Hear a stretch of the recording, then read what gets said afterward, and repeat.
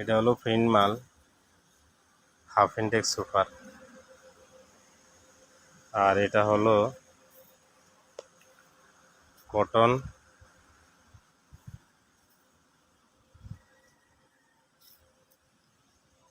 দেড় হাত থেকে মাল আছে এটা।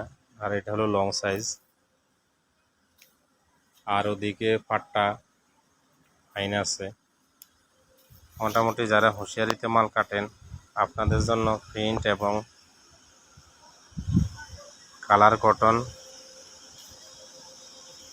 এবং এখানে টার্কিশ প্রিন্ট, হানিকম প্রিন্ট, আর এটা হলো ইনটেক ব্লেজার।